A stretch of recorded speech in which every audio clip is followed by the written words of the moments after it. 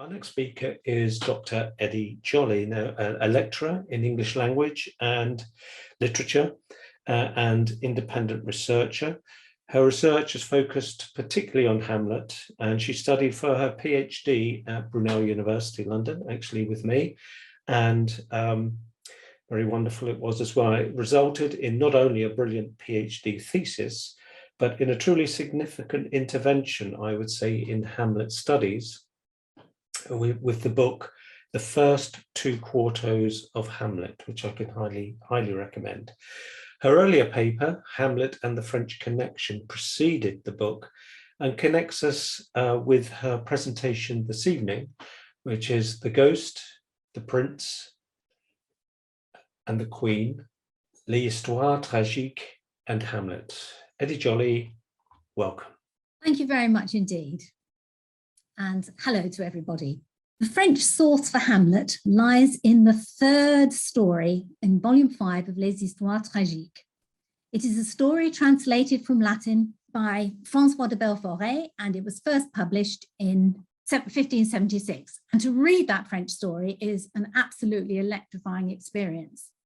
We're going to look at two small aspects of it. Firstly, it shows the dramatic transformation of the central character in the French source into the character we have in Hamlet. Secondly, reading it suggested that a three-way comparison between the French source and the first two quartos of Hamlet might be able to tell us quite a lot about the relationship of those quartos. We'll look very briefly at that transformation first, though. Hamlet strides onto the page in the French source, already focused upon avenging his father's death. He is cunning, an opportunist, scheming, brutal, and noticeably proactive. Eventually, he kills his king, come uncle, come stepfather. He survives, becomes king, and he marries twice. In fact, yes, he's a bigamist there. But think of our Hamlet.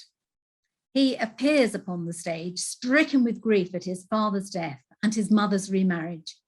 In both quarters, it is the ghost who speaks first of revenge, the ghost who demands revenge, although Hamlet does say, "Oh, my prophetic soul," which suggests he had his suspicions. Hamlet is reflective, has to become defensive, and he is reactive. Like Hamlet, he does equivocate, and he does take revenge at last, because that becomes inescapable. But of course, he does not survive. He does not become king. He does not marry. But what about that second aspect, the potential of a three-way comparison between the source and the quartos? We have to remind ourselves first of the background to the play. For among the Shakespeare plays, Hamlet is one that stands out because of the amount of information we have about it. We know that a Hamlet drama was being performed by the late 1580s because Thomas Nash alludes to it, and that it was also performed in the 1590s because of reports by Philip Henslowe and Thomas Lodge. But there are many scholars who reject the possibility of that Hamlet being Shakespeare's. Next, uniquely amongst the plays, Hamlet survives in three substantive versions.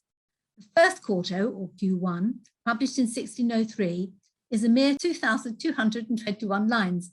The second quarto, Q2, published in 1604 and 5, is almost double that length, at just over 4,000 lines. The first folio is a little shorter than Q2, though we're not going to be concerning ourselves with it today. The first theory in the early part of the 19th century, attempting to explain the enormous difference in length and the quality of the two quartos, was that Q1 represents the dramatist's first thoughts, a first draft, and that Q2 represents a later revision, perhaps around 1600. This is known as first sketch and revision, and a very small number of scholars have supported that. A second theory began to evolve in the second half of the 19th and early 20th century. Scholars suggested another dramatist wrote an early Hamlet, the one Nash and Henslowe and Lodge reference. Shakespeare is supposed to have picked up this popular drama around 1600 or 1599 if you're James Shapiro, and created Q2. This was perhaps cut, it was performed, and when actors were in the provinces and wanted to perform it there but were without a script, they jointly reconstructed it from memory. This is known as memorial reconstruction, MR, sometimes MR by actors, MRA. In the 20th century, this hypothesis was held by the majority of scholars. A third theory was put forward in the 20th century. It is simply that Q1 represents some sort of abridgment of Q2. A very small number have supported that. Now you can see immediately the key difference between these theories is that with first sketch and revision, Q1's composition precedes Q2's. With memorial reconstruction and abridgment, Q2's composition precedes Q1's. So let's start investigating what a three-way comparison can tell us about the relationship between the two quartos, and perhaps which one was composed first. An overview of that comparison shows that the dramatist borrowed a dozen or so characters, the key ideas of the murder of a brother, his usurpation and taking of his wife, and the consequences. Telling scenes are borrowed, the attempts at entrapment of an apparently mad prince by means of a young woman, and the summoning of the prince to his mother's chamber before sending him off to England to his death, for example. And many words and images suggest the English dramatist was reading the French source closely and selecting with discrimination what he wanted. Why was I vague about the number of characters he borrowed?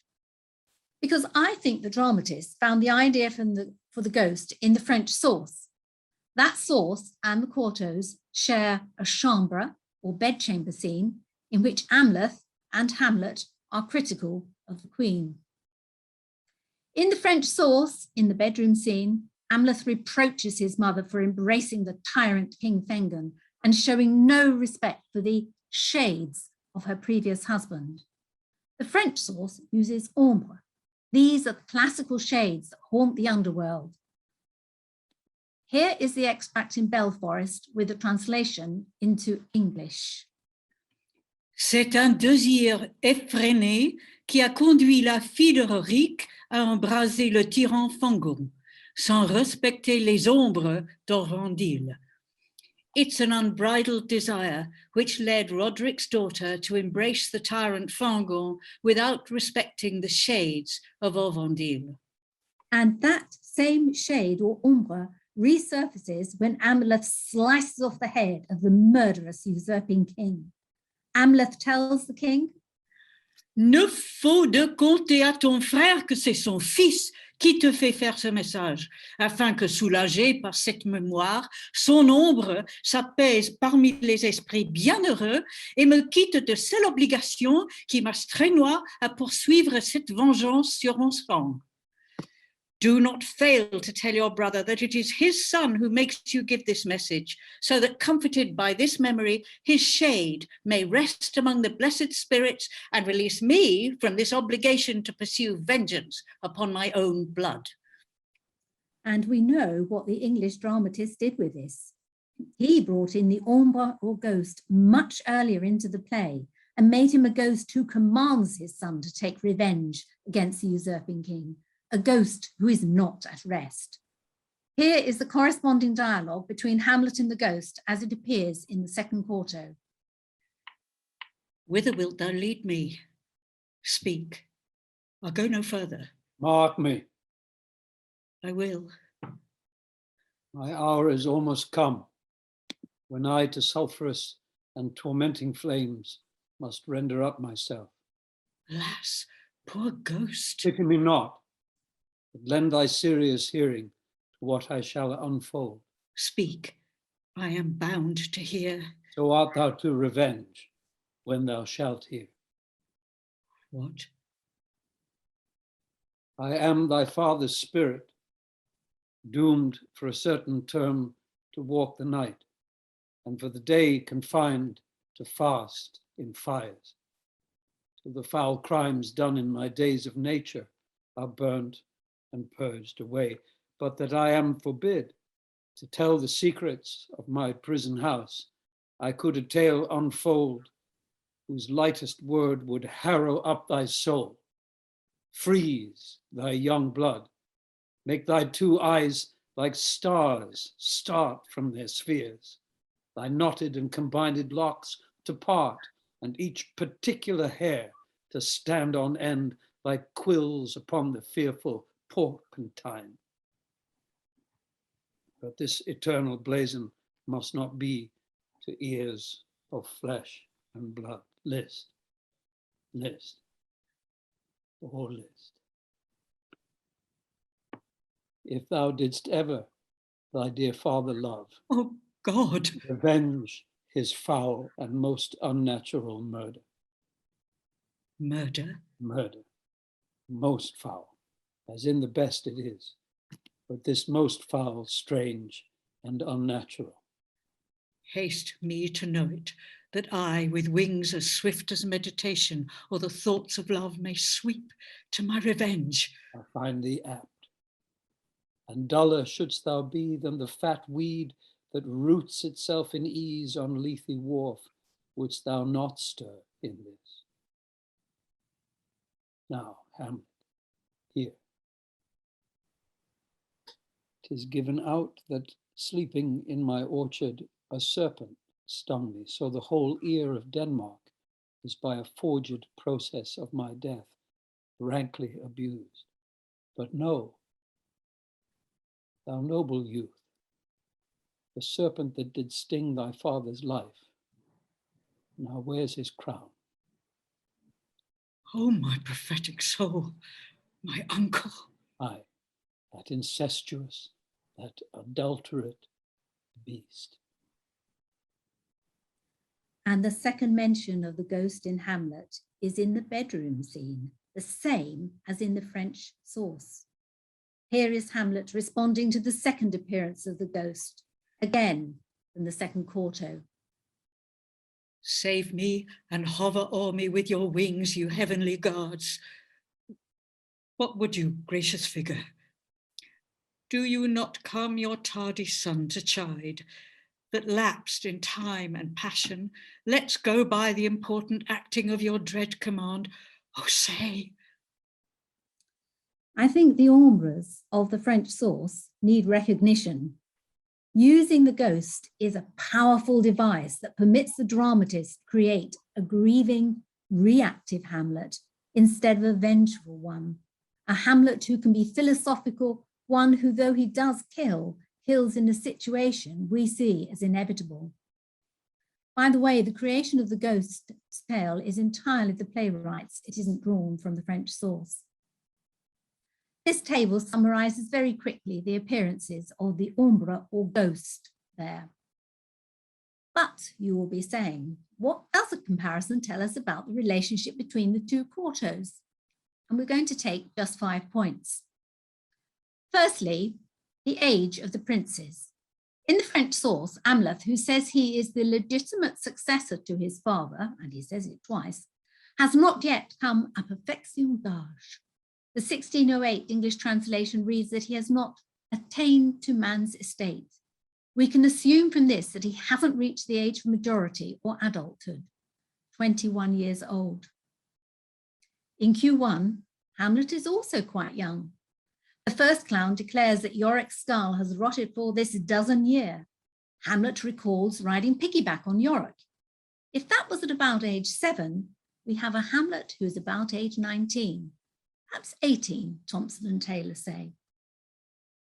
In Q2, Yorick's skull has lain in the earth for 23 years.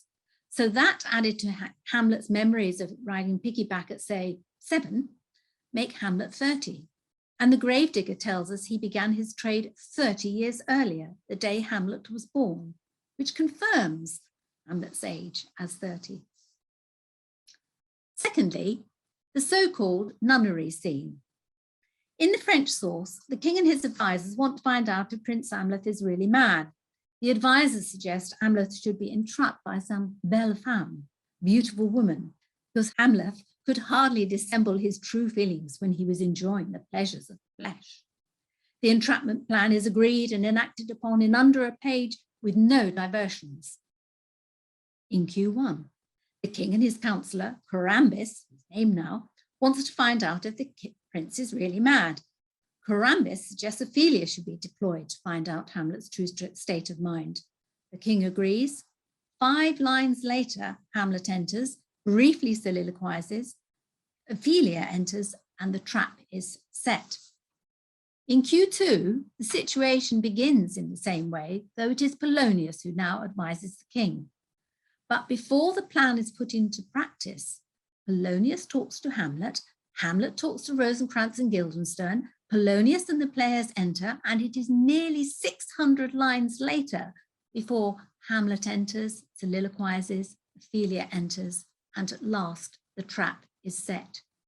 Q2 is further away from the source. Thirdly, have a look, think about the beginning of that bedchamber scene. In the French source, Hamlet enters suspiciously. This is partly because he is more suspicious than Hamlet, and partly because the belle femme had warned him about the previous trap. He enters and il doute de quelque trahison. He expects some treachery. Before he even speaks to his mother, he feigns madness and like a cockbird beats about with his wings. And this action means he discovers the counsellor who is hidden under a quilt, and the prince then plunges his sword through the quilt and kills him. Only after the death of the counsellor and the disposal of the body does Hamlet speak to his mother. In Q1, in the 6th line after his entrance, Hamlet says, "But first we'll make all safe." It's a half line that has no apparent stage business to it. It's a bit of an oddity. In my copies of Q1, it doesn't merit discussion. But if we come to that line after the French source, it makes complete sense.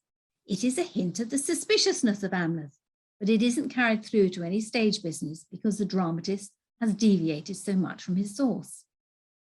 In Q2, Hamlet lacks that hint of suspicion. But after that, the two quartos are closer to each other than to the French source. Could Q1's extra half line be an intermediate stage between Les Histoires Tragiques and Q2? Fourthly, we'll look at the prince's criticisms of the queens. In the French source, Hamlet addresses the Danish people after his killing of the king. At this point, Hamlet also encourages the queen to torment herself over the infamy with which she has soiled or defiled her ancient and renowned family name. Vous tourmentez pour cette infamie qui a soilé cette ancienne renomme. Infamy is also the word used in Q1. The prince is appalled by his mother's remarriage, where she sweats under the yoke of infamy. In Q2, Hamlet refers to his mother's trespass. He asks her to confess and repent her trespass, with all the connotations of offending divine law. Now, I would have called this a lexical cluster, but Ros might call it a semantic field. Confess, repent, and trespass, they go together. And it would seem very odd that if Q1 had been reconstructed from memory by actors, that they would remember not the word used in Q2, but in the French source. That comment could apply to any of the points so far, of course. And fifthly, a further point about the prince's criticisms of the queen. In the French source, when Hamlet addresses the Danish people, he tells them his reasons for killing the king. One is that Hamlet wanted to wash away the spots which had blackened the reputation of the queen. J'ai lavé les taches qui dénigrent la réputation de la reine. In both quartos, the idea is echoed in the bedchamber scene. In Q1, these are still the prince's words, though he speaks not to the Danish people, but to the queen. I'll make your eyes look down into your heart and see how horrid there and black it shows. In Q2, it is not Hamlet who's telling the queen this. Instead, the dramatist presents Q2's queen as so distressed by the picture Hamlet paints of the contrast between Hyperion, the previous king, and the Moor, the new king, that the queen herself speaks. She says, "Thou turn'st my very eyes into my soul, and there I see such black and grieved spots as will leave there their tinct." It is part of the dramatist's change in the characterization of the prince. Q1's prince is more obviously determined to make his mother recognize what she has done. Q2's prince is more anguished and more revolted, and he does set out to wring her heart, but he is less accusatory. The dramatist's presentation of the Queen in Q2 also makes her more of a tragic figure, for she is realizing the enormity of what she has done, and her response gains a little audience sympathy for her. This three-way comparison, and this really is only the start of it, must surely make us consider carefully whether Q1 or Q2 came first. It must make us consider carefully whether Q1 might be an early 1580s play, one that Nash can reference, and Q2 a later circa 1600 revision. And it must make us consider the author, one who could read French and probably write a Hamlet play in the 1580s. I'm very sympathetic to Bill Rubenstein's image of a playwright who had leisure time to write, leisure time to revise here. Here I must halt, though many other points could be made. Study of that French source is exciting. It really does tell us so much about, for example, the methods the dramatist used and what he's attempting to achieve. Les Histoires Tragiques is, in my opinion, very much underused in any account of Hamlet. Stuart Gillespie may see this as the elephant's graveyard, but I think it's a very rewarding study. If you want to read more about a fuller three-way comparison, read the article in Paragon on screen now. Bill mentioned it earlier. And if you're interested in further reading, there are 3 other suggestions also on the screen. Thank you all for listening, and thank you very much to our readers, Mark and Annabel. Thank you very much for that, Eddi. Again, may I recommend Eddi's book, The 2 Quartos of Hamlet, where this whole argument, of course, is much more expansive. So a few questions for you, Eddi. I mean, really asking your opinion about general aspects of Hamlet. So why do you think, have you got any view on why Shakespeare changed, or why the name was changed from Amleth to Hamlet? In France at the time, of course, the H at the beginning of a word would probably not have been pronounced. I mean, we've had a number of words which we've taken into English where we haven't taken the French H in pronunciation as well. So it could be something to do with that. I also have noticed that Nicholas Ling, who of course is the one who publishes both the first quarto and the second quarto, was married to Elizabeth Hamlet. And of course, all the Orthodox scholars would tell you it's something to do with Shakespeare's son. I have to say, I'm not sure it's the greatest compliment in the world to write a tragedy like that about your son, but never mind. Right, that actually refers to the second question, which is about this whole idea. Well, Heidi has written it this way: are you able to contain your laughter when the suggestion is made that Hamlet was so named because of Hamnet Shakespeare? Naturally, it's a courtesy to retain one's laughter on occasions like that. Well, thank you very much for that. Now, there was a strong tradition, this is from Carol P., there was a strong tradition of calling a male author the father of his works. She cites Don Foster's work there. Is it therefore the case that the ghost is in some way speaking for the author? What do you think of that, Eddi? I think that's quite a challenging question. It's certainly not one that's occurred to me. My main interest in the ghost has been as an incredible device for enabling the dramatist to change the character of Hamlet totally. And that's where my principal focus has been. And actually, one of the points that I would like to emphasize with that is, if you take that enormous change away from Shakespeare, which you do if you don't permit him to have written the early Hamlet, then you take away one of the biggest changes and the most critical changes from the French source. Mm-hmm. But as for being the father of his work, I'm not so certain about that. I'll have to think about it. Okay. Is there an English translation of Belforest version that's totally faithful to the original? No, it isn't. It isn't. When I did my PhD with you, I sat with a 17th century French dictionary, just in case there were little changes that weren't quite right. And I could see anyway that Belforest elaborates on the Latin. He likes moralizing. Shakespeare's ignored, the dramatist has ignored all those bits. And the translator of the anonymous 1608 Hamlet has added some of his own moralizing as well. So they're not 100% accurate there. Right. But if I put those 4 texts up on the chat in a moment, one of them is the Rylance source, which gives the Latin and the French and the English. If you read them with a little bit of care, that is a little bit of reservation, it's perfectly okay. Right, okay.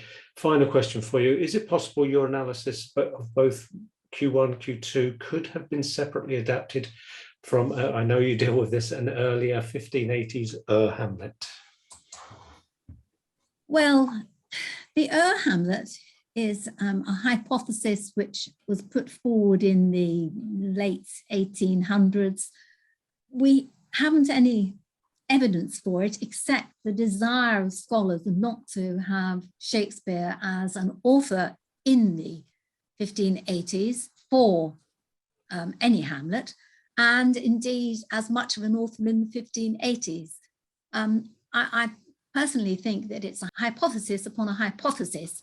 If you're going to hypothesize about an Hamlet and then you're going to hypothesize about memorial reconstruction when we don't really have that much evidence for it. I'm hoping, I've seen one edition this century which has distanced itself from the whole idea of an Hamlet and from Shakespeare not being able to write that earlier one. I'm hoping it will change. Okay, Eddi, thank you so much for your very, very interesting, very thoughtful, personally, I think extremely important analysis of the 2 quartos and their relation to Belforest. As I said at the time that you're doing your thesis, I think this is really, really a significant and important intervention. So thank you for bringing this condensed version to us all. Thank you, Mark and Annabel, for your lovely readings as well. And we are now going to move on, Eddi. Thank you so much.